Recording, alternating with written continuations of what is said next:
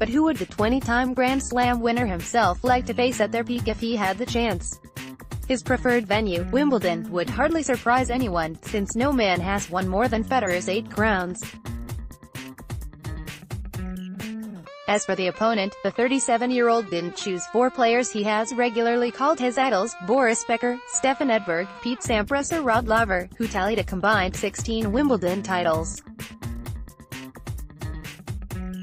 Instead, he opted for Bjorn Borg. The Swede was renowned for hitting with spin, atypical at the time, high fitness levels, long locks of hair accompanied by a bandana and a nice cool demeanor. Borg knows what it is like to triumph at Wimbledon, too, having won 5 straight times from 1976 to 80 before chief rival John McEnroe ended the Swede's 41-match unblemished streak at the All-England Club in the 1981 final. Changing surfaces was no issue for Borg either, as he collected 6 French Open titles, a haul bettered only by the king of clay, Rafael Nadal.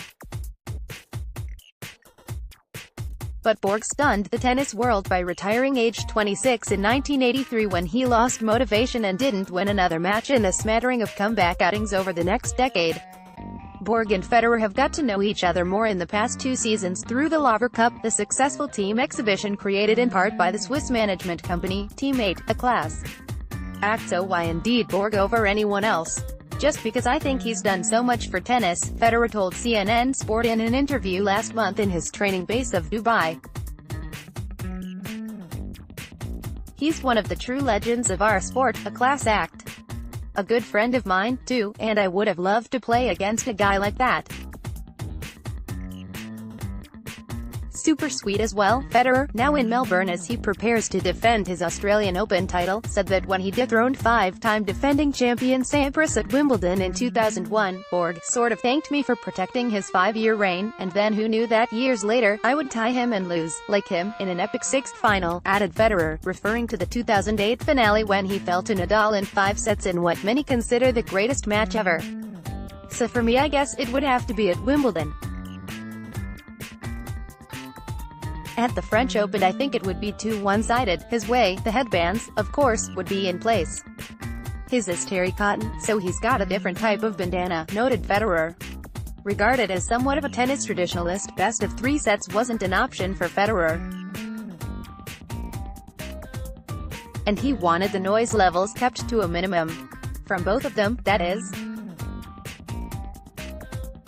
5 sets, not 3. He's got a bit longer hair than I have at this point, and I'm maybe walking in with a blazer trying to go back in time even more so, said Federer.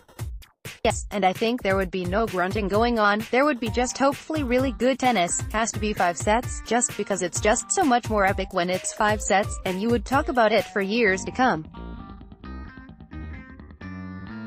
And it's very personal, I must say. Also, with any player that you've played 5 sets against, you will always remember that very match. Whenever you see each other maybe down the road in 20 years, you can always say, remember that match. Best of 3 sets sometimes just evaporate and they go, but best of 5, they stay with you forever. Federer said he would win in this dream scenario, striking a forehand down the line on match point. Borg is captain. What would he say to Borg at the net exchange? "You'll get the next one," Federer said. "And he's probably anyway beaten me so many times before, so he gave me that one, rather than dueling." Borg captains Federer on Team Europe in the Laver Cup. Federer, Novak Djokovic, back to being the man to beat in tennis, and eventual ATP Finals winner Alexander Zverev were all teammates as Team Europe downed Team World in Chicago in September. Nadal featured in the inaugural edition in Prague in 2017 and is set to return in Geneva this year. "Stories he can tell. Borg's presence is invaluable," said Federer. "It's surreal, the stories he can tell, and people were laughing that he doesn't say much on the bench," he said. "But I understand. I think, of all people, he knows what it is to be at the top and what it is to stay calm, stay focused and in the moment. So I think the Laver Cup has really produced that for a lot of guys like Zverev, and Rafa, and Novak, to get a glimpse into Bjorn's head, how he would think as a winner and how laid back he is away from the tennis. Roger chooses LeBron. Tune the subject of hypotheticals. Federer was asked what skill from another athlete he would incorporate into his game. He cited a world-famous four-time NBA Most Valuable Player and 14-time All-Star. Size and strength, maybe, of LeBron James, something like that, said Federer. Sometimes I wonder, am I getting too small, because everybody is taller than me slowly on the tour. Back in the day, my size was normal. Nowadays everybody is getting taller and bigger and stronger. Listed as 6 feet, 1 inch tall, it makes Federer tied for the second shortest player in the top 10 along with Nadal and Dominic Thiem. Japan's Kei Nishikori registers at 5 feet 10 inches.